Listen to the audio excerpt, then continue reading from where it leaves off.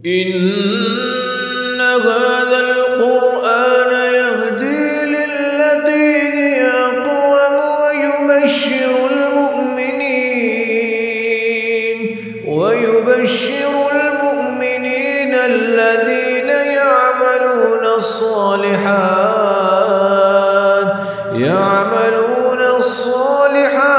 أن لهم أجرا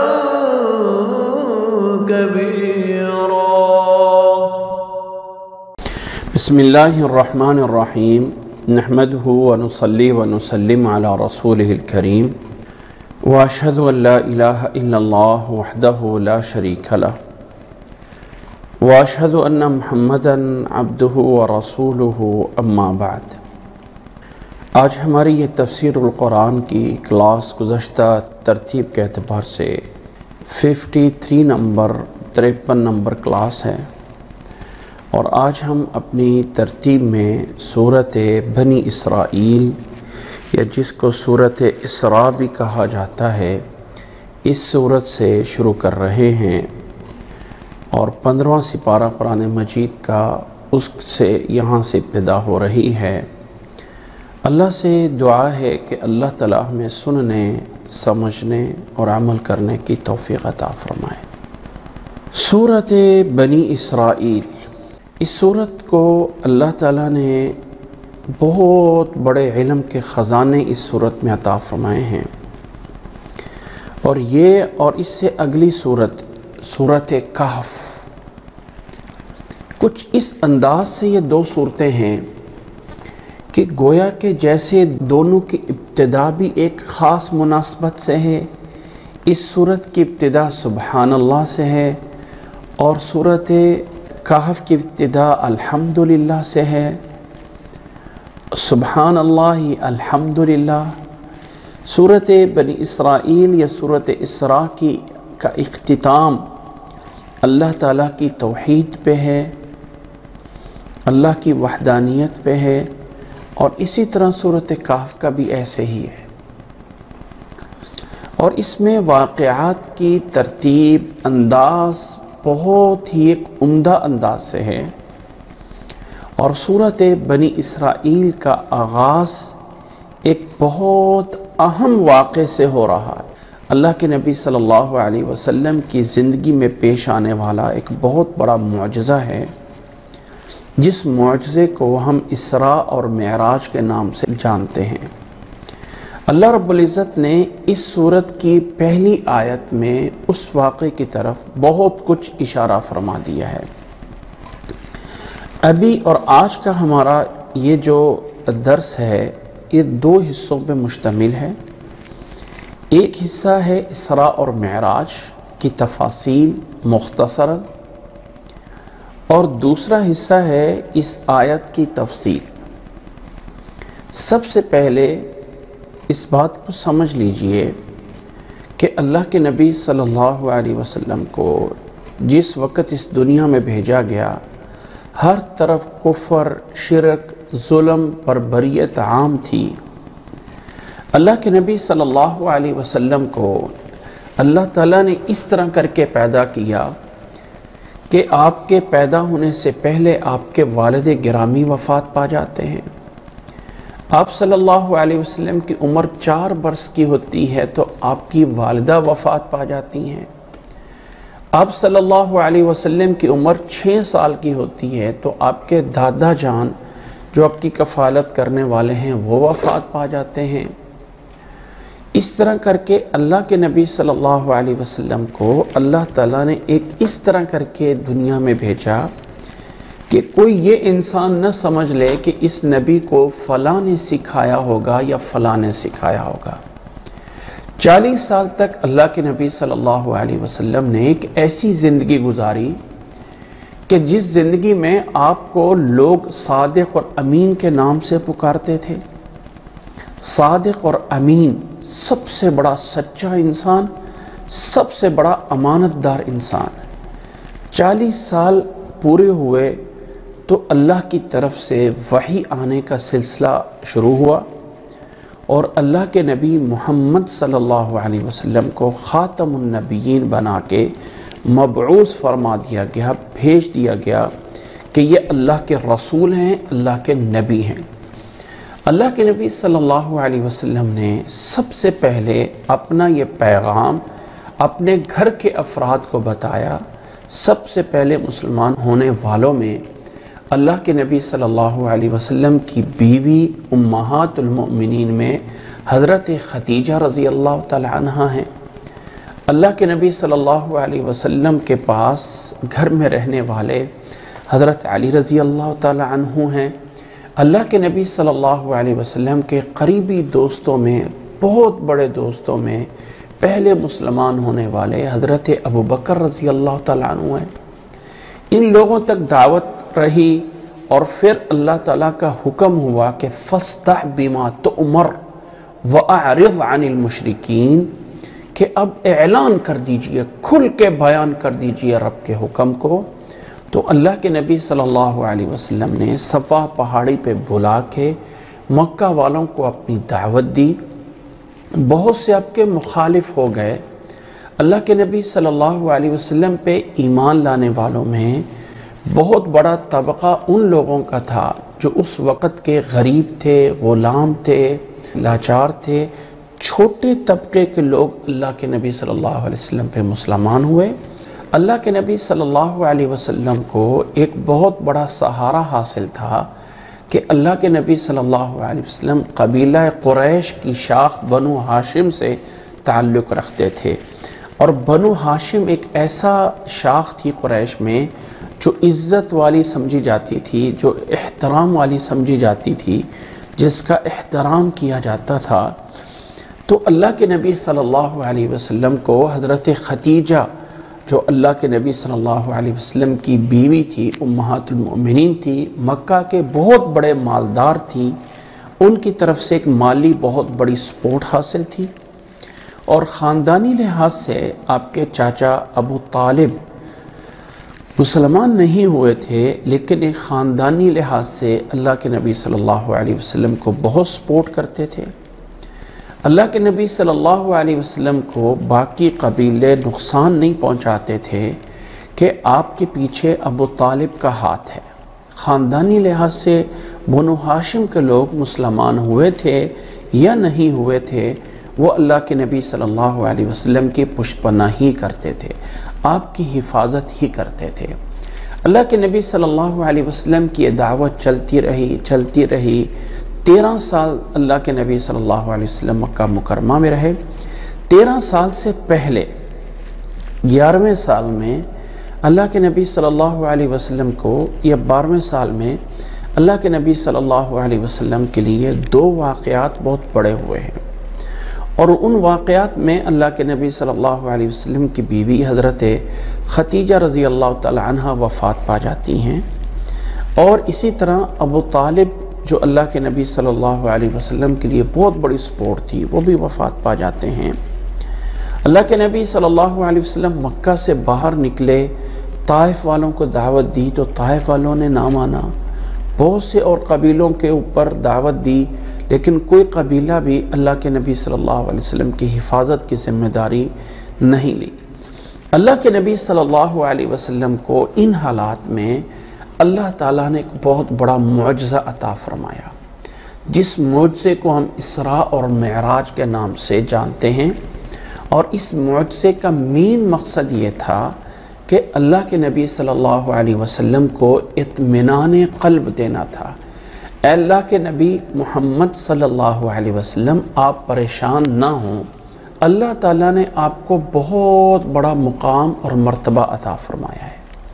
اور اللہ تعالیٰ نے اس معجزے کو عملی طور پہ اس طرح عطا فرمایا، اللہ کے نبی صلی اللہ علیہ وسلم گھر میں سو رہے تھے، وہاں سے اللہ کے نبی صلی اللہ علیہ وسلم کو اٹھا کے حرم میں لایا گیا، حرم کعبہ کے پاس رات کو، اور حرم کے صحن میں اللہ کے نبی صلی اللہ علیہ وسلم کا دل سینے سے نکال کے زمزم کے پانی سے دھویا گیا اور پھر سینے میں رکھ دیا گیا، اور پھر اللہ کے نبی صلی اللہ علیہ وسلم کے سامنے ایک جانور لایا گیا جس کو حدیث میں براق کے نام سے جانا گیا ہے۔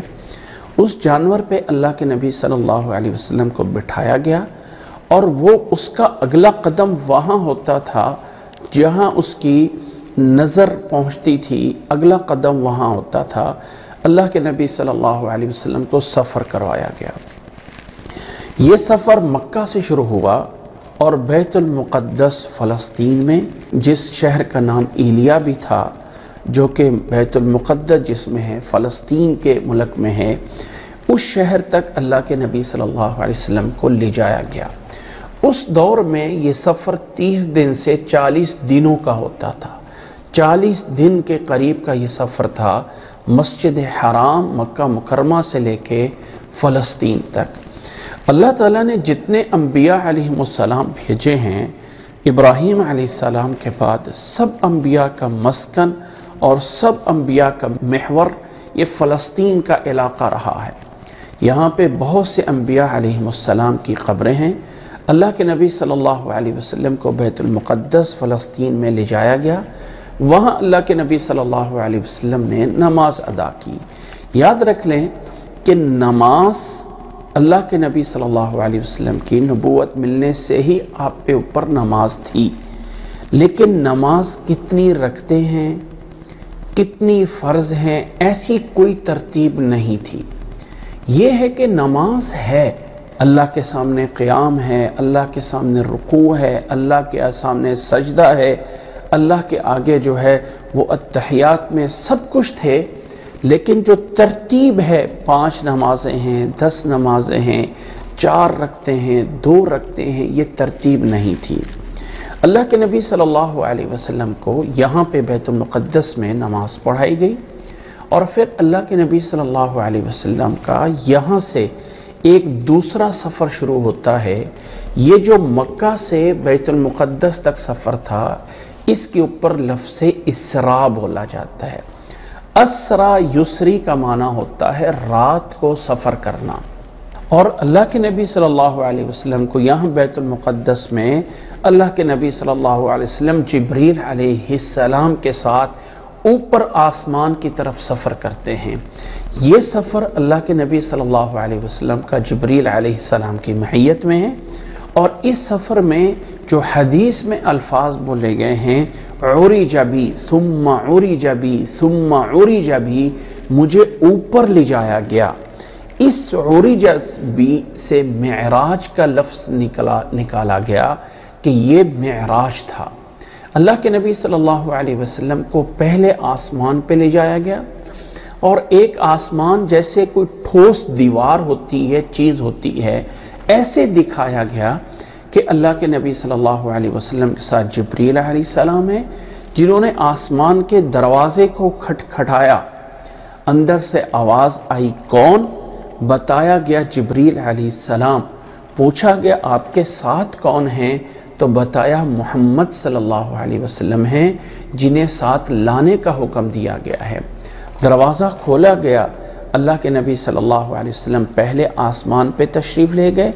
وہاں پہ اللہ کے نبی صلی اللہ علیہ وسلم کو حضرت آدم علیہ السلام سے ملاقات کروائی گئی۔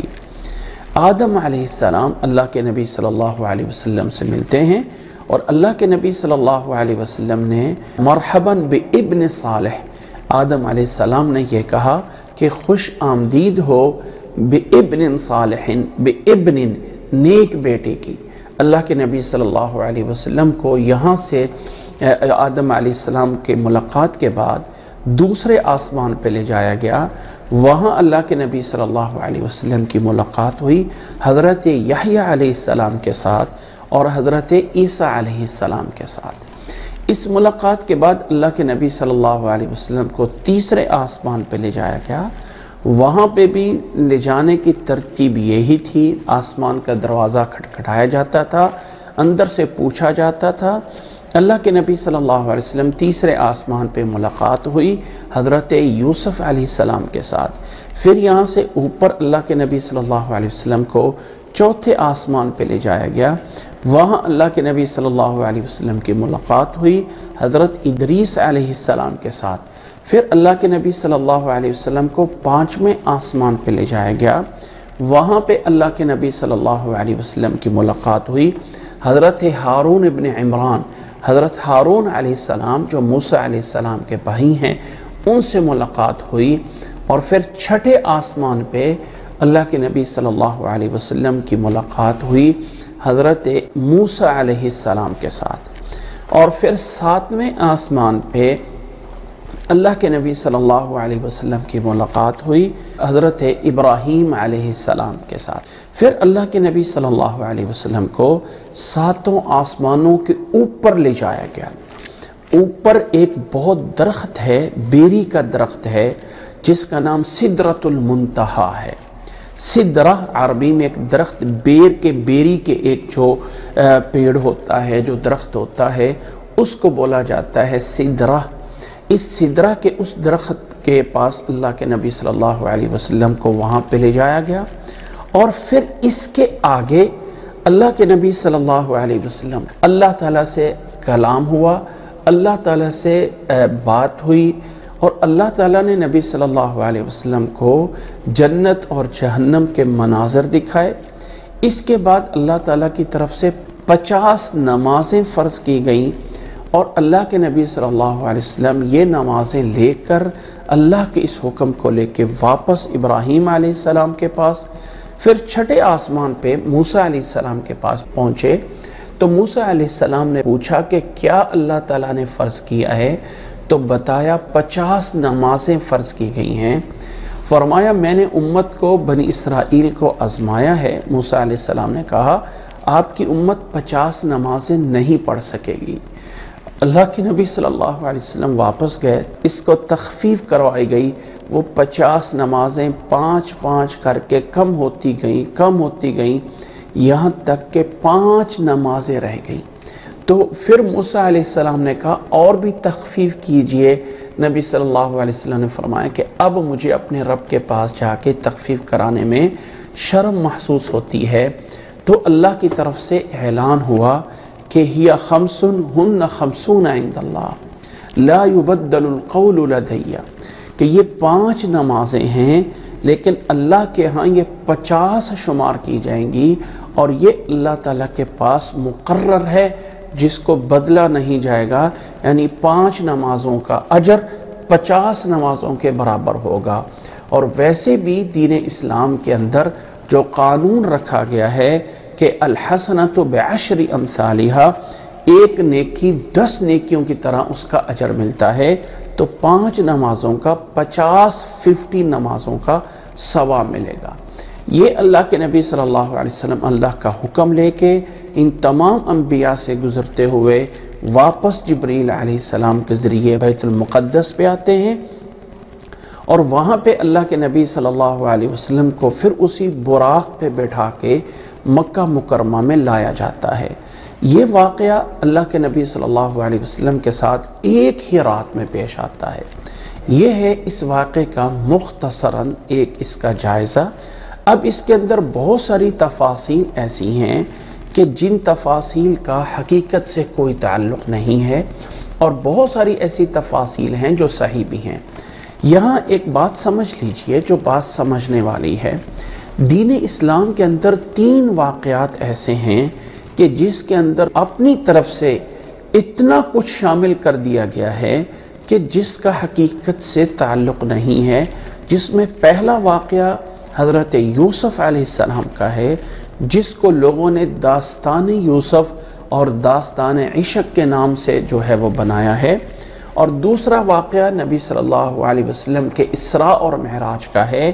اس واقعے کو کچھ ایسا رنگ دینے کی کوشش کی گئی ہے جیسے دنیا کا کوئی عاشق جیسے اپنے معشوق سے ملتا ہے، تو شاید اسی طرح کا کوئی اللہ اور اللہ کے نبی کے درمیان کوئی وصال ہوا ہے، اس کو یہ رنگ دینے کی واقعات میں کوشش کی گئی ہے جو کہ صحیح نہیں ہے۔ اور تاریخ اسلام میں تیسرا واقعہ ہے کربلا کا، جس واقعے میں اتنا کچھ رطب و یابس جمع کیا گیا ہے کہ جس کا سرے سے کوئی تعلق ہی نہیں ہے اس واقعے سے، جو کچھ اس واقعے میں غلط اور رد و بدل کر کے اس واقعے میں شامل کر دیا گیا ہے۔ یہ واقعہ اسراء اور معراج، اس میں چند پوائنٹ سمجھنے کے ہیں۔ پہلا پوائنٹ یہ ہے کہ یہ واقعہ اللہ کے نبی صلی اللہ علیہ وسلم میں خواب کا واقعہ نہیں ہے، بلکہ اللہ کے نبی صلی اللہ علیہ وسلم یہ دنیاوی جسم، یہ انسانی جسم کے ساتھ گئے ہیں۔ یہ معجزہ ہے کہ آپ 40 دن کا سفر سیکنڈوں میں کیا ہے اور پھر آسمان پہ سفر کر کے گئے ہیں۔ یہ معجزہ ہے۔ یہ واقعہ خواب کا واقعہ نہیں ہے کہ اللہ کے نبی صلی اللہ علیہ وسلم کو خواب میں آیا ہو، بلکہ اللہ کے نبی صلی اللہ علیہ وسلم کو یہ جسد مبارک جسم کے ساتھ کیا گیا ہے۔ یہاں پہ ایک دوسری بات بھی سمجھنا چاہیے کہ جب ہم کہتے ہیں اللہ تعالیٰ ہر چیز پہ قادر ہے، تو اس کا معنی یہ نہیں ہے کہ اللہ تعالیٰ اس طرح قادر ہے جیسے میری اور آپ کی عقل میں آتا ہے۔ نہیں، اللہ اس طرح قادر ہے جیسے اللہ کی شان کے لائق ہے۔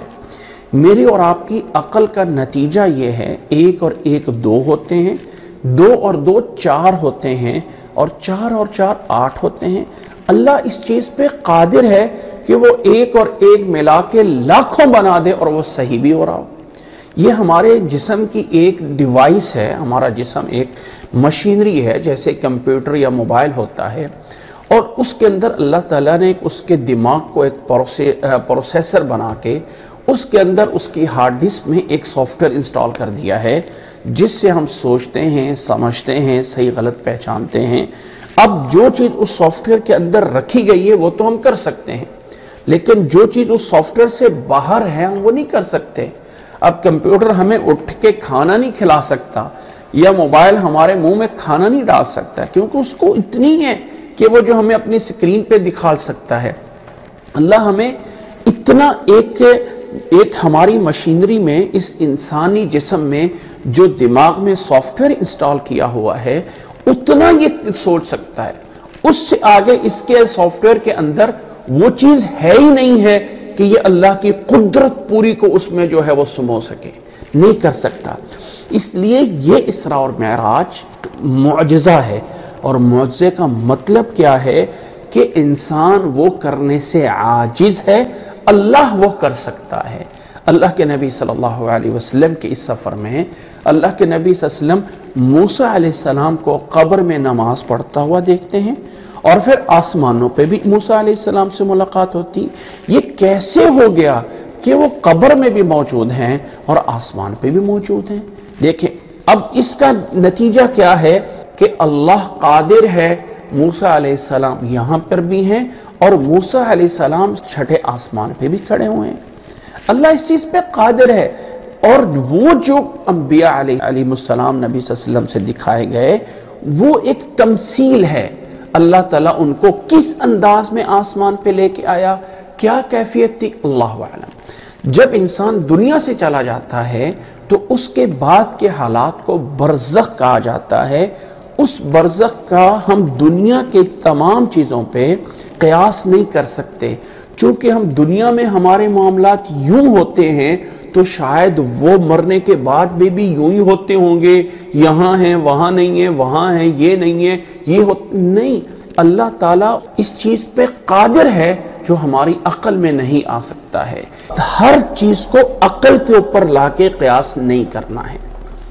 تیسری بات اس میں سمجھنا ہے کہ اس معراج کا جو مین مقصد ہے، مین وجہ ہے، وہ ایک اللہ کے نبی صلی اللہ علیہ وسلم کو تسلی دینا ہے، اور اللہ کے نبی صلی اللہ علیہ وسلم کو اللہ تعالیٰ اپنی نشانیاں دکھانا چاہتا ہے کہ یہ میری نشانی ہے، میری اس نشانیوں کو پہچانو۔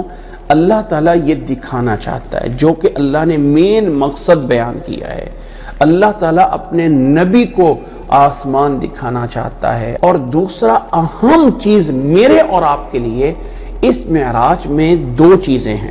ایمان لے کے آنا کہ یہ معراج کا واقعہ برحق ہے، اللہ کے نبی صلی اللہ علیہ وسلم کو اس جسم کے ذریعے لے جایا گیا ہے، یہ واقعہ برحق ہے جیسے حدیث میں آیا ہے۔ دوسرا، اس واقعے سے جو چیز دی گئی ہے وہ نماز ہے، وہ صلاۃ، جسے اللہ تعالیٰ نے اقیم الصلاۃ یقیمون الصلاۃ قرآن مجید میں بار بار کہا ہے۔ یہ واحد وہ عمل ہے، یہ واحد وہ چیز ہے جو آسمان پہ فرض کی گئی ہے، باقی ساری عبادات زمین پہ دی گئی ہیں، لیکن یہ والی عبادت اللہ تعالیٰ نے آسمان پہ بلا کے دی ہے۔ یہ ہمیں اس واقعے کے نتیجے میں اہم دو چیزیں سمجھنی چاہیے۔ اسی طرح اس واقعے میں اس بات کو بھی سمجھنا چاہیے کہ جو یہ بتایا جاتا ہے کہ جب اللہ کے نبی صلی اللہ علیہ وسلم 7ویں آسمان پہ گئے تو وہاں آ کے جبریل علیہ السلام نے کہا کہ اب اس لائن سے میں آگے نہیں جا سکتا ہوں، آگے جاؤں گا تو میرے پر جل جائیں گے۔ ایسی کوئی صحیح روایت اللہ کے نبی صلی اللہ علیہ وسلم سے ثابت نہیں ہے۔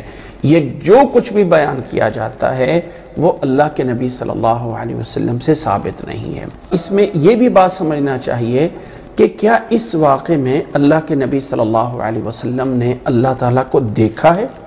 یعنی دنیاوی آنکھ سے۔ اس میں کوئی شک نہیں کہ ایمان والوں نے، مومنوں نے جنت میں جا کے اللہ تعالیٰ کا دیدار کرنا ہے، اللہ تعالیٰ کو اس آنکھ سے دیکھنا ہے۔ اللہ کے نبی صلی اللہ علیہ وسلم نے فرمایا ہے جس طرح کہ تم اپنی اس آنکھ کو سورج کے دیکھنے میں شک نہیں کرتے ہو کہ دن کے ٹائم سورج ہے، اور وہ سورج تم اس کو جو ہے وہ جان رہے ہوتے ہو، دیکھ رہے ہوتے ہو، ایسی تم اپنے رب کو جو ہے وہ دیکھو گے جنت میں۔ لیکن دنیا کی اس آنکھ سے اللہ تعالیٰ نے قرآن مجید میں فرمایا ہے لا تدرکہ الابصار وہو یدرک الابصار۔ اللہ تعالیٰ نے فرمایا ہے کہ اللہ کو کوئی آنکھ اپنے گھیراؤ میں نہیں لے سکتی ہے، یہ دنیا کی کوئی آنکھ۔ اور اس ضمن میں سب سے بڑی چیز امام بخاری رحمہ اللہ نے کتاب التوحید کے اندر حدیث نمبر 6832 نمبر پہ یہ روایت بیان کی ہے، عن عائشہ رضی اللہ عنہا انہا قالت من حدث ان محمدا صلی اللہ علیہ وسلم رآ ربہ فقد کذب۔ فرماتی ہیں حضرت عائشہ رضی اللہ تعالی عنہا کہ جس انسان نے یہ کہا کہ محمد صلی اللہ علیہ وسلم نے اپنے رب کو دیکھا ہے، اس نے بہت بڑا جھوٹ بولا۔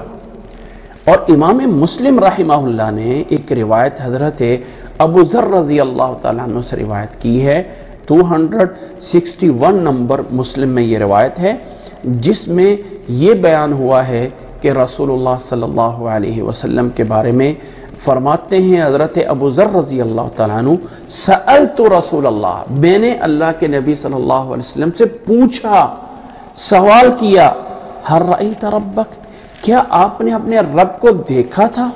آپ صلی اللہ علیہ وسلم نے جواب دیا تھا نور انا اراہو، کہ میرا رب نور ہے، میں نے اس کو کیسے دیکھ سکتا ہوں۔ سورۃ نجم کی آیات انشاءاللہ تعالی ہماری تفسیر میں آ جائیں گی، وہاں پہ کچھ الفاظ ایسے ہیں کہ فَكَانَ قَابَ قَوْسَيْنِ أَوْ أَدْنَى، کہ اللہ کے نبی صلی اللہ علیہ وسلم قریب ہوئے، اتنا قریب ہوئے جتنا کہ کمان کے دو کنارے آپس میں قریب ہوتے ہیں، اتنے جو ہے وہ قریب ہو گئے تھے اللہ تعالیٰ سے۔ یاد رکھ لیں کہ اس کی تفسیر اللہ تعالیٰ سے نہیں ہے، بلکہ اس آیات کی صحیح تفسیر یہ ہے کہ وہ آیات جبریل علیہ السلام کے بارے میں ہیں کہ اللہ کے نبی صلی اللہ علیہ وسلم جبریل علیہ السلام کے قریب ہوئے، اور اس آیت میں اللہ تعالیٰ کا جو ہے وہ واقعہ نہیں بیان ہو رہا، بلکہ جبریل علیہ السلام کا نازل ہونا اسے بیان کیا جا رہا ہے سورۃ نجم کے اندر۔ اس لیے خلاصہ یہ ہے کہ معراج کے اس سفر میں اللہ تعالیٰ سے کلام ہوا ہے، جیسے کہ موسیٰ علیہ السلام کا بھی کوہ طور پہ کلام ہوتا تھا، تو نبی صلی اللہ علیہ وسلم سے اللہ تعالیٰ کا معراج کی رات میں 7 آسمانوں کے اوپر کلام ہوا ہے، لیکن اللہ کو نہیں دیکھا۔ اور یہاں پہ ایک روایت مشہور ہے کہ یہ جو ہم نماز میں التحیات پڑھتے ہیں، یہ اصل میں اس وقت کے کلمات ہیں جو اللہ اور اللہ کے رسول کے درمیان میں ہوئے تھے اور فرشتوں کے درمیان میں ہوئے تھے۔ نبی صلی اللہ علیہ وسلم نے فرمایا تھا التحیات للہ والصلوات والطیبات۔ یہ الفاظ، یہ روایت جو بیان کی جاتی ہے، یہ بار بار بہت سارے سوشل میڈیا پہ وائس یا ٹیکسٹ میسج میں یہ بیان کیا جاتا ہے۔ یاد رکھ لیں کہ یہ روایت صحیح نہیں ہے، اللہ کے نبی صلی اللہ علیہ وسلم سے ایسا ثابت نہیں ہے کہ معراج صحیح روایات میں کہ معراج کی رات میں التحیات یوں کر کے ثابت بیان ہوئی تھی اور اس طرح کر کے جو ہے وہ پڑھی گئی تھی، یہ نہیں ہے۔ اللہ کے نبی صلی اللہ علیہ وسلم نے اللہ تعالیٰ کی تعریفیں کی، اللہ تعالیٰ نے جنت اور جہنم کی آپ کو سیر کروائی، اور نبی صلی اللہ علیہ وسلم وہاں سے واپس مکہ میں پہنچنے کے بعد صبح لوگوں کو بتایا کہ میں رات بیت المقدس میں ہو کے آیا ہوں۔ اللہ کے نبی صلی اللہ علیہ وسلم نے بتایا، بہت سے لوگوں نے انکار کیا، بلکہ لوگوں کو موقع مل گیا کہ یہ وہ ٹائم ہے کہ ابو بکر کو جا کے بتائیں محمد صلی اللہ علیہ وسلم ایسی بات کر رہا ہے کہ میں رات کو بیت المقدس سے ہو کے آیا ہوں۔ ابو بکر سے جا کے پوچھا کہ اچھا یہ بتاؤ، اگر کوئی کہے کہ میں راتوں رات بیت المقدس سے ہو کے آ گیا ہوں تو مانو گے؟ اس نے کہا یہ کیسے ہو سکتا ہے؟ تو انہوں نے کہا کہ اچھا پھر تیرا صاحب یہ کہتا اگر وہ کہتے ہیں تو ہو سکتا ہے۔ یہاں سے ابو بکر رضی اللہ تعالیٰ عنہ کو صدیق کا لقب دیا گیا کہ اللہ کے نبی صلی اللہ علیہ وسلم کی تصدیق کرنے والے۔ اللہ کے نبی صلی اللہ علیہ وسلم سے مکہ والوں نے سوال پوچھے بیت المقدس کے بارے میں، تو اللہ تعالیٰ نے اس مسجد کو، مسجد اقصی کو نبی صلی اللہ علیہ وسلم کے نظروں کے سامنے کر دیا، اور اللہ کے نبی صلی اللہ علیہ وسلم اس کو دیکھ کر مکہ والوں کو جواب دیتے رہے۔ یہ نبی صلی اللہ علیہ وسلم کا معجزہ ہے جس پہ ایمان لے کے آنا لازم ہے، ماننا ضروری ہے، اور عملی طور پہ اس معجزے کا حکم یہ ہے کہ جو اس کے ذریعے عبادت دی گئی ہے نماز کی صورت میں، اس عبادت کو پانچوں ٹائم صحیح طریقے سے اللہ کی رضا کی خاطر قائم کیا جائے۔ اس واقعے کا تذکرہ اس صورت میں آتا ہے جس صورت کو ابھی ہم شروع کر رہے ہیں۔ مختصراً میں نے یہ تفاصیل بیان کی ہیں، اگر کوئی تفصیل کے ساتھ اس واقعے کو دیکھنا چاہتا ہے تو اللہ کے نبی صلی اللہ علیہ وسلم کی سیرت کی کتاب الرحیق المختوم، اس میں تفصیل کے ساتھ موجود ہے۔ اسی طرح سیرت کی باقی کتابوں میں رحمت للعالمین میں تفصیل کے ساتھ موجود ہے، عربی کی کتابوں میں زاد المعاد میں تفصیل کے ساتھ یہ واقعہ موجود ہے۔ جو چیزیں اس کے متعلق نہیں ہیں ان چیزوں کے اندر لوگ پڑے ہوتے ہیں، مثلا کہ یہ واقعہ کب پیش آیا، اس دور کے لوگ ان باتوں میں نہیں پڑھتے تھے کب پیش آیا۔ مختلف روایات ہیں، کچھ لوگوں نے کہا ہے کہ نبوت کے شروع دنوں میں ہو گیا تھا، جبکہ صحیح نہیں ہے۔ یعنی کچھ روایات ایسی ہیں کہ محرم میں پیش آیا، کچھ روایات ایسی ہیں کہ 27 رجب کو پیش آیا، کچھ روایات ایسی ہیں کہ یہ رمضان میں پیش آیا۔ ہاں اتنا ہے ہجرت سے پہلے یہ واقعہ پیش آیا ہے، مکی دور میں، مدینہ آنے سے پہلے۔ اس کی ایگزیکٹ تاریخ جو مسلمان رجب کی 27ویں تاریخ کو معراج کی رات مناتے ہیں، اس کا کوئی تعلق نہیں ہے کہ معراج کی رات کو جاگا جائے اور دن کو روزہ رکھا جائے، اس کا اسلام میں کوئی تعلق نہیں ہے۔ رجب کا مہینہ وہ ہے جو رمضان کے مہینے سے ایک مہینہ چھوڑ کر پہلے آتا ہے۔ رمضان کے مہینے سے پہلے شعبان ہے اور شعبان سے پہلے رجب ہے۔ رجب کی 27 کو عام مشہور یہ کہ معراج کی رات ہے، جبکہ یہ صحیح نہیں ہے۔ بہرحال یہ کچھ تفاصیل تھی۔ اب اللہ تعالیٰ اس سورت کی اس آیت میں بہت ساری چیزیں بیان کی ہیں، اب ہم ان چیزوں کے اوپر غور کرتے ہیں۔ ان چیزوں پر جانے سے پہلے نوٹ کر لیجئے کہ اللہ کے نبی صلی اللہ علیہ وسلم کا بہت بڑا مقام اور مرتبہ ہے۔ اللہ کے بعد اگر کسی کا مرتبہ ہے تو وہ محمد صلی اللہ علیہ وسلم ہے۔ اللہ نے اپنی ذات کے لیے رب العالمین تو نبی صلی اللہ علیہ وسلم کو رحمت للعالمین کہا ہے۔ قیامت والے دن جب سب لوگ عاجز آئیں گے تو نبی صلی اللہ علیہ وسلم ساری کی ساری انسانیت کے لیے شفاعت کریں گے اور اللہ کے آگے جو ہے وہ سجدہ کریں گے۔ شفاعت کبریٰ اللہ کے نبی صلی اللہ علیہ وسلم فرمائیں گے۔ اللہ کے نبی صلی اللہ علیہ وسلم کی وہ ذات ہے کہ جو اول من يدخل الجنہ، سب سے پہلے انسان ہوں گے جو جنت میں داخل ہوں گے۔ تو اللہ کے نبی صلی اللہ علیہ وسلم کا مقام مرتبہ بہت بڑا ہے، لیکن الوہیت کا مرتبہ نہیں ہے۔ الوہیت کا کیا مرتبہ ہے؟ کیا چیز مطلب ہے؟ یعنی الہ اور معبود نہیں ہے، خالق نہیں ہے، اور ایسی حاجت روا نہیں ہے، مشکل کشا نہیں ہیں، وہ اللہ کے بندے اور رسول ہیں، اور معجزہ اللہ کی طرف سے دیا جاتا ہے، نبی کے اپنے اختیار میں نہیں ہوتا ہے کہ وہ معجزے کو حاصل کر سکے۔ اب یہ ساری چیزیں ذہن میں رکھنے کے بعد ہم اس آیت کو پڑھتے ہیں، جس آیت میں اللہ تعالیٰ نے بہت بڑی بڑی چیزیں بیان کر دی ہیں۔ اعوذ باللہ من الشیطان الرجیم، بسم اللہ الرحمن الرحیم۔ سورت بنی اسرائیل کا آغاز ہو رہا ہے، یہ سورت مکی سورت ہے، اور اللہ تعالیٰ نے اس سورت کا آغاز فرمایا ہے اعوذ باللہ من الشیطان الرجیم، بسم اللہ الرحمن الرحیم، سبحان الذی اسری بعبدہ۔ اب سب سے پہلے ذرا لفظی ترجمہ جانیے اور دیکھیے، سبحان الذی، پاک ہے وہ ذات۔ سبحان کا معنی ہوتا ہے پاک، بہت ہی یعنی منزہ، بہت ہی جو ہے وہ بڑی ذات، بہت ہی عظیم اور پاک ہے وہ ذات، اسری بعبدہ، جس نے اپنے بندے کو ایک رات میں سیر کروائی، من المسجد الحرام، مسجد حرام سے لے کے الی المسجد الاقصی، ایک مسجد اقصی تک کی، وہ مسجد اقصی الذی بارکنا حولہ، جس کے ارد گرد ہم نے اپنی رحمت اور برکتیں نازل کی ہوئی ہیں۔ کیوں سیر کروائی؟ وجہ، سبب، علت کیا تھا؟ لِنُرِيَهُ مِنْ آیاتنا، تاکہ ہم اپنی آیات اور نشانیاں اپنے اس بندے کو دکھا سکیں۔ اِنَّهُ هُوَ السَّمِيعُ الْعَلِيمُ، بے شک وہ اللہ وہی جو ہے وہ سننے والا ہے اور دیکھنے والا ہے۔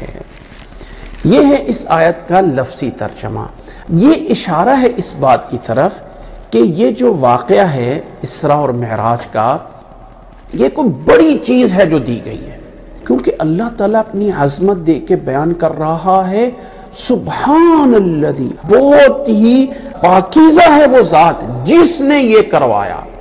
اب یہ واقعہ اگر خواب کا ہوتا، نوٹ کریں اس بات کو، تو خواب تو کسی کو آ سکتا ہے۔ اب اگر خواب کے اندر میں رات کو جو ہے کسی دوسرے ملک میں چلا جاتا ہوں اور صبح سے پہلے واپس آ جاتا ہوں، تو یہ تو کسی کے لیے بھی ہو سکتا ہے۔ اللہ تعالیٰ کو اس واقعے کو عظیم بنانا اور سبحان الذی کہہ کے اس واقعے کی عظمت بیان کرنا، اشارہ اس بات کی طرف ہے کہ یہ بڑی چیز ہے۔ اور بڑی چیز کیسے ہے کہ اللہ تعالیٰ نے اپنے نبی کو جسم اقدس، اپنے جسم اطہر، آپ کے طاہر مطہر کے ساتھ مکہ سے بیت المقدس اور آسمانوں تک لے جایا گیا۔ خواب کا واقعہ نہیں ہے۔ بہت سے ایسے لوگ جو احادیث کا انکار کرتے ہیں، وہ اس واقعے کو، جو معجزات کا انکار کرتے ہیں، جو کہتے ہیں ہر چیز کا ایک نیچرل طریقہ ہے اور اس طرح کر کے کی گئی ہے، منکرین حدیث لوگ کہتے ہیں کہ یہ خواب کا واقعہ ہے، یہ کچھ جسم کے ساتھ نہیں تھا معراج، یہ تو خواب میں ہوا تھا۔ خواب میں اللہ کے نبی صلی اللہ علیہ وسلم، تو خواب کو تو کسی کو بھی آ سکتا ہے۔ اس لیے سبحان الذی کہہ کے کہنا بہت عظیم ہے اللہ جس نے یہ کام کروایا۔ یہ اس چیز کی بڑائی کی طرف اشارہ ہے کہ وہ بڑی چیز ہے کہ آپ کو جسم کے ساتھ لایا گیا۔ اب یہاں پہ دوسرا پوائنٹ سمجھ لیجئے، اللہ کے نبی محمد صلی اللہ علیہ وسلم بہت بڑے ہیں، لیکن الہ اور معبود نہیں ہیں۔ اللہ نے یہ نہیں کہا کہ بہت عظیم ہے وہ نبی جو مسجد اقصی تک پہنچا ایک ہی رات میں، نہیں۔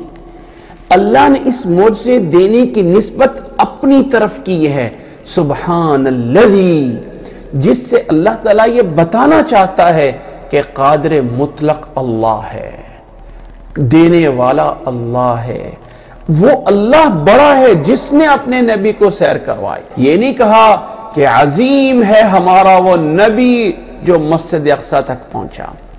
اس میں کوئی شک نہیں کہ یہ معجزہ بہت بڑا ہے، اس میں کوئی شک نہیں کہ نبی صلی اللہ علیہ وسلم کا مقام اور مرتبہ بہت بڑا ہے، لیکن بعد میں جا کے کوئی 1400 سال بعد جا کے کوئی یہ نہ کہہ دے کہ جو آسمان پہ احد تھا وہ زمین میں احمد بن کے آ گیا۔ کوئی یہ کہنے والے نہ آ جائیں، اس لیے اللہ نے ان بڑے معجزات کی نسبت اپنی طرف کی ہے، اور لوگوں سمجھے اس بات کو کہ یہ معجزہ دینے والا اللہ ہے۔ سبحان الذی، یعنی عظمت ہے، پاکیزگی ہے اس ذات کے لیے، اللہ کے لیے۔ یہ ہے دوسری بات جو اللہ تعالیٰ نے ان آیات میں بتائی ہے۔ اور پھر اللہ تعالیٰ نے آگے فرمایا اسرا۔ اب ذرا غور کیجئے گا دو باتوں پہ۔ اس سفر کے دو حصے ہیں، ایک ہے مکہ سے لے کے فلسطین تک، بیت المقدس تک، اور دوسرا حصہ ہے زمین سے 7ویں آسمان تک۔ اب ذرا بتائیے بڑا کون سا ہے؟ یعنی بیت المقدس تک پہنچنا یہ بڑی چیز ہے، یا زمین سے 7ویں آسمان تک پہنچنا یہ بڑی چیز ہے؟ یقیناً آسمان پہ پہنچنا بڑی چیز ہے۔ تو اللہ تعالیٰ نے بڑی چیز کا ذکر نہیں کیا، یہاں پہ چھوٹی سفر کا ذکر کیا ہے کہ اس چھوٹے کو جب انسان مان لے گا تو بڑے کو بھی مان سکتا ہے۔ اور یہ چھوٹا سفر اشارہ یہاں پہ قرآن مجید میں موجود ہے، اور اس بڑا سفر جو معراج ہے 7 آسمانوں تک، اس کی تفاصیل حدیث میں موجود ہیں اور قرآن مجید میں اس کی طرف اشارات موجود ہیں۔ تو اللہ تعالیٰ نے جتنے بھی مثالیں دینی ہوتی ہیں، جتنے بھی واقعات بیان کرنے ہوتے ہیں، اللہ تعالیٰ اس میں سے چھوٹی چیز کا تذکرہ کرتا ہے۔ یہ حکمت ہے قرآن مجید کی کہ قرآن مجید بڑی چیز کو لا کے نہیں بیان کرتا۔ مکہ والوں کو یہ نہیں کہا ایک رات دیکھو جو آپ 7ویں آسمان پہ لے گیا، کہا پہلے یہ تو مان لو کہ اسراء ہوا ہے۔ بیت المقدس تک جو 40 دن کا یہ سفر ہے، یا 1 مہینے کا، یا 40 دن تک، وہاں پہنچ گئے ہیں ایک رات میں اور ہو کے آ بھی گئے ہیں، یہ مان لو۔ تو اگر یہ مان لو گے تو پھر اگلا ماننا بھی آسان ہو جائے گا۔ تو اللہ تعالیٰ نے یہاں پہ اسراء کا ذکر کیا ہے، معراج کا ذکر نہیں کیا ہے، کیونکہ جو انسان اسراء کو مان لے گا وہ معراج کو بھی مان لے گا۔ پھر اللہ تعالیٰ نے اگلا لفظ بولا ہے بعبدہ۔ اللہ اکبر، اللہ کی ذات پہ قربان جائیں۔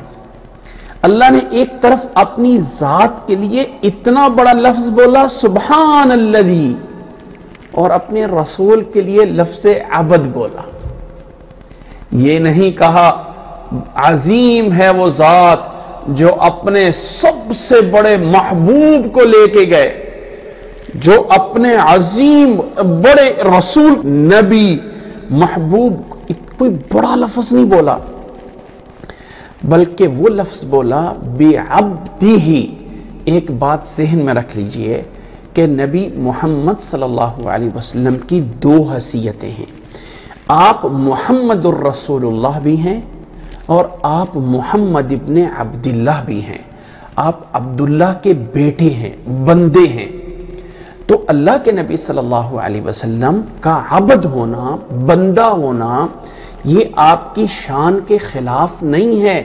جو لوگ کہتے ہیں نا کہ نبی بندہ نہیں ہے بلکہ وہ تو فرشتوں میں سے اللہ کا نور ہے، یاد رکھ لیں یہ صحیح نہیں ہے۔ وہ لوگوں، اللہ نے بندے کو پیدا کرنے کے بعد فرشتوں کو سجدہ کروایا تھا، اور انسان اشرف المخلوقات ہیں۔ یہ نہیں ہے کہ اب سارے بندے ایک ہی طرح کے، اب بادشاہ اور غلام نوکر برابر تو نہیں نہ ہوتے۔ تو اللہ کے نبی صلی اللہ علیہ وسلم اس بندوں میں وہ بندوں کی مقام پہ پہنچے ہیں جو سب سے بڑا، سب سے بلند، اللہ کے بعد اگر کوئی مرتبہ ہے تو وہ محمد صلی اللہ علیہ وسلم کا ہے۔ لیکن جہاں بھی نبی کی نبوت کا اقرار کرنا ہوتا ہے وہاں 2 پوائنٹ لازمی آتے ہیں، اور وہ کیا آتے ہیں؟ عبدہ ورسولہ، عبدہ ورسولہ۔ پہلے مانو، اس بات کی گواہی دو کہ وہ بندے ہیں، اور پھر اس بات کی گواہی دو کہ وہ اللہ کے رسول ہیں۔ اور اللہ تعالیٰ نے اپنے نبی کے لیے جو بڑی چیزیں بیان کی نا، بڑی چیزیں، وہاں پہ اسی صفت عبد کا ذکر کیا۔ اب اسراء اور معراج بہت بڑا سفر تھا، اللہ تعالیٰ کہہ سکتا تھا بہت عظیم ہے وہ ذات، پاک ہے وہ ذات جو اپنے ایک عظیم رسول کو لے کے گئے، نہیں، بلکہ بندے عبد کو لے کے گئے۔ قرآن مجید کا چیلنج آتا ہے نا تو اللہ تعالیٰ یہ کہتا ہے وَإِن كُنتُمْ فِي رَيْبٍ مِّمَّا نَزَّلْنَا عَلَىٰ عَبْدِنَا، وہ لوگوں اگر تمہیں شک ہے اس کلام میں جو ہم نے اپنے بندے پہ نازل کی ہے، بندے پہ عبودیت، عابد ہونا یہ نبی صلی اللہ علیہ وسلم کی بڑی صفات میں سے ایک صفت ہے، بڑی صفات جو ہیں بڑے مقام پہ لائے گئے، یہ عبد ہے۔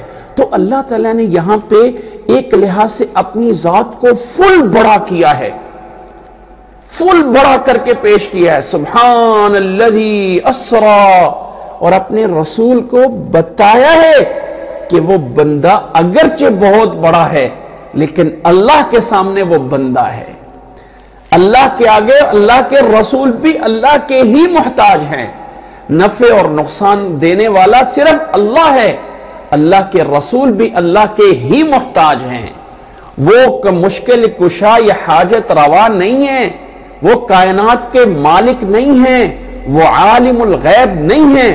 اللہ نے انداز یہ دیا سبحان الذی اسرا بعبدہ، عظیم پاک ہے وہ ذات جس بڑی ذات نے سیر کروائی اپنے بندے کو۔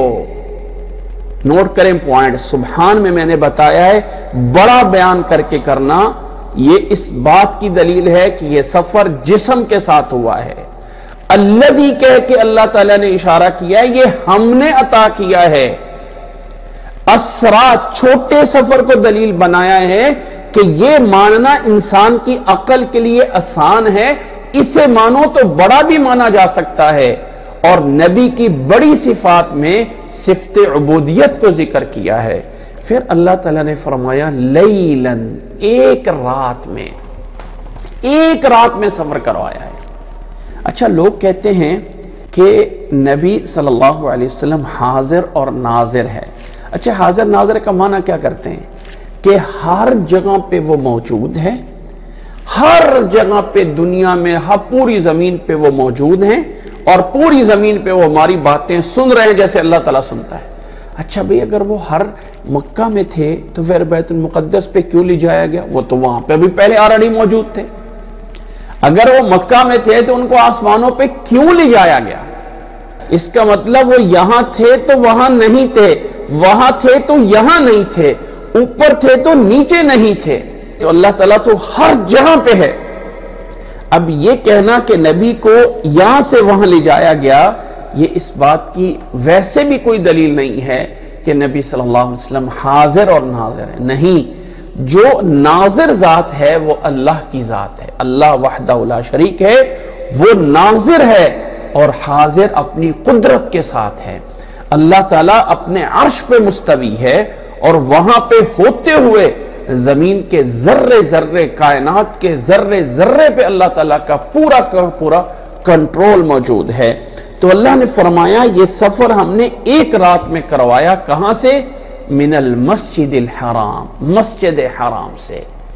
مسجد حرام مکہ کے اندر بولا جاتا ہے۔ یہ لفظ حرام جو ہے نا، ہم کہتے ہیں یہ چیز حرام ہے، اب وہ جیسے کہ کوئی بری چیز کو ہم حرام کہہ رہے ہوتے ہیں، نہیں، یہ حرام کا مطلب اصل میں ہے احترام۔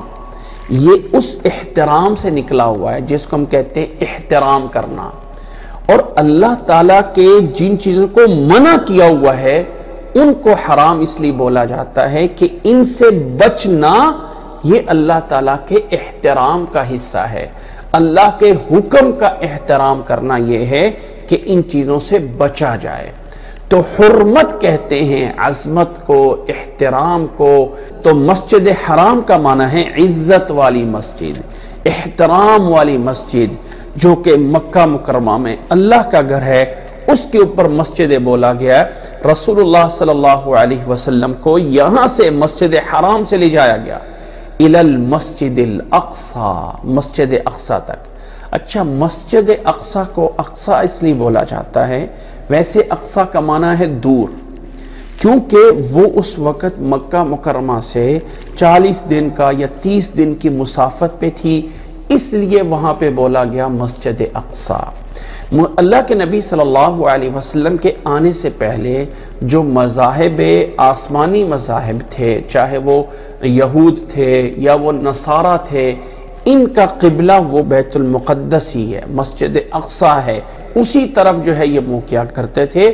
اور مسلمان نبوت کے بعد، نماز فرض ہونے کے بعد، مدینہ میں آنے کے بعد اللہ کے نبی صلی اللہ علیہ وسلم 16 یا 17 مہینے بیت المقدس کی طرف منہ کر کے نماز پڑھتے رہے۔ مکہ میں تو اسی طرف ہی منہ کر کے نماز پڑھتے تھے، یعنی چونکہ مکہ قبلہ تھا اور اسی آگے سمت پہ جو ہے وہ بیت المقدس تھا، تو ادھر منہ کرتے تھے، مکہ کی طرف بھی ہو رہا ہے، بیت المقدس کی طرف بھی ہو رہا ہے۔ لیکن جب اللہ کے نبی صلی اللہ علیہ وسلم مدینہ چلے گئے تو اب اس سائڈ پہ وہ ہے، اس سائڈ پہ وہ ہے، شمال کی طرف مسجد اقصی ہے، جنوب کی طرف جو ہے وہ مکہ مکرمہ ہے۔ تو شروع کے 16-17 مہینے نبی صلی اللہ علیہ وسلم نے مسجد اقصی کی طرف منہ کیا، پھر اللہ کا حکم آ گیا اور مسلمانوں کا چہرہ بدل دیا گیا، مکہ میں کعبہ کی طرف منہ کر کے نماز پڑھنا شروع کر دیا گیا۔ تو مسلمانوں کا قبلہ اول مسجد اقصی ہے۔ مسجد اقصی کی تاریخ اور ہسٹری، جس کا تعلق پہلی امت یہود و نصارہ بنی اسرائیل سے ہے، یہ انشاءاللہ تعالی آگے کی آیات میں یہ تفصیل کے ساتھ ان کی تھوڑی سی ہسٹری بیان کی جائے گی۔ اللہ تعالیٰ نے یہاں پہ فرمایا مسجد الاقصی الذی بارکنا حولہ، وہ مسجد اقصی الذی بارکنا حولہ، اس مسجد اقصی تک سیر کروائی جس مسجد اقصی کی ہم نے، جہاں پہ ہم نے اس کے ارد گرد برکت نازل کی ہوئی ہے۔ الذی بارکنا حولہ، ہم نے وہاں برکتیں نازل کی ہوئی ہیں۔ انبیاء علیہ السلام کی وہاں پہ قبریں ہیں، انبیاء علیہ السلام وہاں پہ بھیجے گئے ہیں۔ یہ بڑا زرخیز علاقہ تھا، بڑے نہروں والا علاقہ تھا، بہت ہی اچھا علاقہ سمجھا جاتا تھا۔ اللہ تعالیٰ کی طرف سے ہر طرح کی برکت، ہر طرف کی رحمتیں اس علاقے میں جو ہے وہ ہوتی تھیں۔ فرمایا وہاں پہ ہم نے نبی صلی اللہ علیہ وسلم کو بھیجا ہے۔ اچھا، اس سفر کا مقصد کیا تھا؟ کیوں یہ سفر کروایا گیا؟ فرمایا لِنُرِيَهُ مِنْ آیاتنا، تاکہ ہم اسے اپنی نشانیاں دکھا سکیں۔ لِنُرِيَهُ، اب دیکھیں، اگر یہ کہا جاتا کہ اس معراج کے سفر میں اللہ کے نبی صلی اللہ علیہ وسلم نے اللہ تعالیٰ کو دیکھا ہے، تو بڑی چیز اللہ کو دیکھنا ہے نا۔ اللہ کی نشانیاں تو بڑی نہیں ہے نا اللہ تعالیٰ سے، اللہ تعالیٰ سب سے بڑا ہے۔ تو اللہ تعالیٰ اگر اللہ تعالیٰ کو دیکھا ہوتا تو مقصد ہونا تھا لِنُرِيَهُ رَبَّهُ، تاکہ ہم اسے اپنا اس کا رب دکھائیں یا اسے اپنا دیدار کروائیں، کچھ ایسے الفاظ آنے چاہیے۔ اللہ نے کہا لِنُرِيَهُ مِنْ آیاتنا، من آیاتنا، اپنی نشانیوں میں سے کچھ اسے دکھائیں، سارا تو نہیں، یہ سارا جہان، یہ ساری کائنات، اس میں سے من آیاتنا، اپنی نشانیوں میں سے کچھ نشانیاں اپنے نبی کو دکھائیں۔ جنت دکھائی گئی، جہنم دکھائی گئی، جن لوگوں کو عذاب ہونے کی کچھ تمثیل کر کے دکھایا گیا، سود والوں کو ایسے عذاب ہوتا ہے، زنا والوں کو ایسے عذاب ہوتا ہے، اس کی تفاصیل اپنی جگہ پہ موجود ہیں احادیث کی کتابوں میں، کہ اللہ کے نبی صلی اللہ علیہ وسلم کو کیا کیا مناظر جو ہے وہ دکھائے گئے، تاکہ ایک یہ اندازہ ہو جائے کہ اس طرح کر کے جنت ہے، اس طرح کر کے جہنم ہے۔ وہاں سے دو نہریں جو ہیں وہ نکل رہی تھی جنت سے، جو نہریں جو ہے وہ زمین پہ دریائے فرات، نیل اور فرات کی طرف جو ہے وہ آ رہی تھی، یہ بھی رسول اللہ صلی اللہ علیہ وسلم نے فرمایا ہے۔ تو اللہ تعالیٰ نے فرمایا لِنُرِيَهُ مِنْ آیاتنا، اس سفر کا مین مقصد کیا ہے؟ تاکہ ہم اسے نشانیاں دکھا سکیں۔ اچھا، اور آیت کا اختتام دیکھیے، قربان جائیں اللہ کی ذات پہ، اللہ نے فرمایا اِنَّهُ هُوَ السَّمِيعُ الْبَصِيرُ۔ اچھا، آیت کا اختتام کیا ہے؟ بے شک وہ اللہ سننے والا ہے اور دیکھنے والا ہے۔ اب یہاں پہ دو چیزیں، ایک تو آیت کو ذرا بدلتے دیکھیے۔ پہلے ہے سبحان الذی، وہ اللہ، وہ ذات، یعنی وہ کہہ کے غائب کی طرف، یعنی عظمت بڑا کرنے کے لیے کی گئی، اور پھر بارکنا میں نسبت متکلم کی، ہم نے برکتیں کی۔ اور یہ نہیں کہا اننا ہم ہیں سننے والے اور دیکھنے والے، بلکہ انہو سمیع علیم۔ یہ کلام کا انداز اور بلاغت اور اسلوب اتنا بلیغ ہوتا ہے، اردو میں ہم صرف ترجمہ کر سکتے ہیں، لیکن عربی کے اس انداز میں جو معنویت ہوتی ہے وہ شاید ہمارے الفاظ نہیں ہوتے ہم اسے بیان کر سکیں۔ اور دوسری بات یہاں سمجھیے، یہ جو آیات کا آخر ہوتا ہے نا، جو آیات کا آخری حصہ ہوتا ہے، اس کا مقصد ہوتا ہے آیات کے اندر جو مضمون بیان کیا ہوا ہے نا، اس کی طرف ایک اشارہ ہوتا ہے۔ یعنی جیسے مثال کے طور پہ میں آپ کو ایک واقعہ بیان کر کے بتاتا ہوں۔ سورۃ مائدہ میں ہم نے ایک آیت پڑھی کہ اللہ تعالیٰ نے فرمایا ہے السارق والسارقۃ فاقطعوا ایدیہما، کہ چوری کرنے والا اور چوری کرنے والی کا ہاتھ جو ہے وہ کاٹ دیا جائے۔ یہ آیت ایک دفعہ ایک کوئی قاری قرآن پڑھنے والا ایک بدو کے پاس یہ پڑھ رہا تھا۔ بدو نے جب اس آیت کو سنا اور پڑھنے والے نے کہہ دیا والسارق والسارقۃ فاقطعوا ایدیہما جزاء بما کسبا نکالا من اللہ واللہ غفور الرحیم، وہ بدو تھوڑا سا چونک پڑا، تھوڑا سا چونکا، کہا کیا واقعتاً یہاں پہ واللہ غفور الرحیم ہے؟ اس نے کہا ہاں، کہا دیکھو تو صحیح، ذرا دیکھا تو وہاں تھا واللہ عزیز حکیم۔ اس نے کہا سوری یہاں پہ غفور الرحیم نہیں ہے، یہاں عزیز حکیم ہے۔ تو اس بندے نے بدو سے پوچھ لیا کہ کیا تو حافظ ہے؟ اس نے کہا جی میں قرآن مجید کا حافظ تو نہیں ہوں۔ کہتا پھر تجھے کیسے پتا چلا کہ یہاں غفور الرحیم نہیں ہے، عزیز الحکیم ہے؟ اس نے کہا اصل میں یہ ہے کہ پیچھے اللہ تعالیٰ کہہ رہا ہے چور کا ہاتھ کاٹ دو، اور آگے کہہ رہا ہے غفور الرحیم، یہ دونوں باتیں میچ نہیں کرتی ہیں۔ جب آپ نے کہا عزیز الحکیم ہے تو ہاں اب سمجھ آ گئی کہ چور کا ہاتھ کاٹو، اس لیے کہ اللہ تعالیٰ غالب اور حکمت والا ہے، کہ جو حکم دے رہا ہے وہ حکمت سے بھرا ہوا ہے۔ یہ دو باتیں آپس میں میچ ہو رہی ہیں۔ اب یہ جو آیات کے آخر ہوتا ہے اللہ تعالیٰ کی صفات کا آنا، یہ اصل میں پوری آیت کا ایک عنصر ہوتا ہے، ایک آیت کا خلاصہ ہوتا ہے۔ اب یہاں پہ جو مناسب لگتا تھا وہ یہ آنا چاہیے تھا کہ اللہ تعالیٰ نے یہ بڑا کام اپنے نبی کو دیا، اللہ تعالیٰ بہت ہی عظمت والا ہے جس نے اپنے بندے کو یہ چیز کروا دی، اور وہ اللہ ہر چیز پہ قادر ہے، انہو علی کل شیء قدیر۔ یہ آنا یعنی لگتا ہے ظاہر یہ آنا چاہیے تھا، لیکن ایسا نہیں ہے، بلکہ یہاں پہ موجود ہے انہو هو السمیع العلیم۔ اس کا مطلب کوئی اور تعلق ہے، اور وہ تعلق یہ ہے کہ اللہ تعالیٰ ایک بتانا چاہتا ہے کہ اے انسان، جو اصل سننے والا ہے نا اور اصل دیکھنے والا اللہ ہے۔ اس لیے کہ نبی جب مکہ میں تھا تو مسجد اقصی کو نہیں جانتا تھا، نہیں دیکھا ہوا تھا۔ جب وہ زمین پہ تھا تو آسمان پہ نہیں دیکھ رہا تھا، اور جب آسمان پہ وہ دیکھ رہا تھا تو زمین پہ موجود نہیں تھا۔ یہ جو صفت سمع ہے، ہر چیز کو سننا اور ہر چیز کو دیکھنا، یہ اللہ کے پاس ہے، کسی اور کے پاس نہیں ہے۔ اس لیے ہم اپنے نبی کو اپنی آیات دکھانا چاہتے تھے، اور اس لیے ہم اپنے نبی کو مسجد اقصی تک کے لے کے گئے، کیونکہ سننے والا اور دیکھنے والا صرف اللہ ہے، اور نبی یہاں پہ رہ کے وہ اللہ کی صفت حاصل کر کے سمع اور بصر یہاں بیٹھ کے آسمان کے ملکوت نہیں دیکھ رہا تھا، یہاں بیٹھ کر وہ اللہ تعالیٰ جیسے اللہ دیکھتا ہے ویسے نہیں دیکھ سکتا تھا۔ اس لیے ہم اپنے نبی کو اپنی نشانیاں دکھانا چاہتے تھے، اور اس لیے ہم اپنے نبی کو جو ہے وہ یہ سیر کروائی ہے۔ تو اللہ تعالیٰ اس میں اپنی عظمت بیان کر رہا ہے، انہو هو السمیع البصیر، بے شک وہ اللہ ہے جو سننے والا ہے اور دیکھنے والا ہے۔ تو یہ اتنی بڑی چیزیں اس سفر کے متعلق اللہ تعالیٰ نے اس ایک آیت میں بیان کر دی گئی ہیں۔ اب سب باتوں کا خلاصہ یہ ہے کہ اسراء اور معراج کا واقعہ ہم نے مختصراً سن لیا ہے۔ اس واقعے کے بہت ساری جزیات جو مشہور کی جاتی ہیں وہ صحیح احادیث سے ان کا کوئی تعلق نہیں ہوتا ہے۔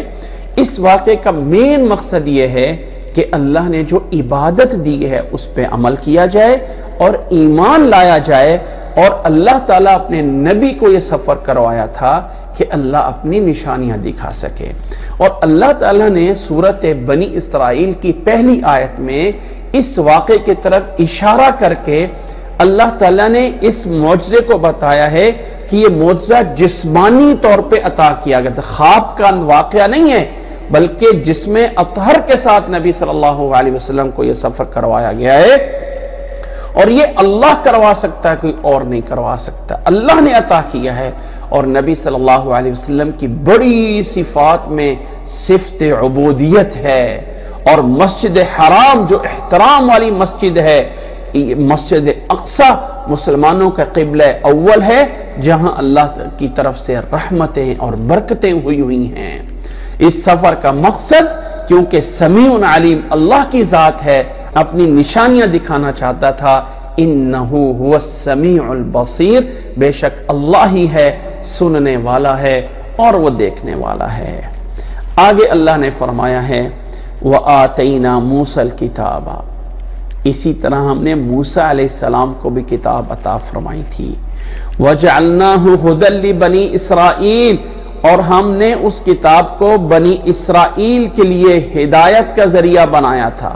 اللہ تتخذوا من دونی وکیلا، اللہ تعالیٰ نے یہ حکم دیا تھا کہ میرے علاوہ کسی کو اپنا کارساز نہ بناؤ، اور فرمایا ذریۃ من حملنا، یعنی یا ذریۃ من حملنا، اے ان لوگوں کی اولاد جنہیں ہم نے نوح علیہ السلام کی کشتی میں اٹھایا تھا، ذریۃ من حملنا مع نوح، وہ لوگوں جو نوح علیہ السلام کی کشتی میں تم سوار ہو کے آئے تھے، انہو کان عبدا شکورا، بے شک وہ اللہ کے شکر گزار بندے تھے نوح علیہ السلام۔ ان کی کشتی میں سوار ہو کے اللہ تعالیٰ نے انسانیت کو اثر نو پیدا کیا تھا آدم علیہ السلام کے بعد، دوبارہ سے نوح علیہ السلام سے اللہ نے چلایا تھا۔ تو اے لوگو، وہ نوح علیہ السلام بھی اللہ تعالیٰ کے شکر گزار بندے تھے، تو تم لوگ بھی ویسے ہی بن جاؤ۔ تو اللہ تعالیٰ نے اسراء اور معراج کا پہلی آیت میں ذکر کرنے کے بعد آگے انبیاء علیہ السلام اور کا تھوڑا سا اشارہ کر دیا کہ موسیٰ علیہ السلام کو بھی کتاب عطا فرمائی، جسے بنی اسرائیل کے لیے ہدایت کا ذریعہ بنایا تھا، اور مین مقصد یہ تھا کہ میرے علاوہ کسی کو معبود نہ بناؤ۔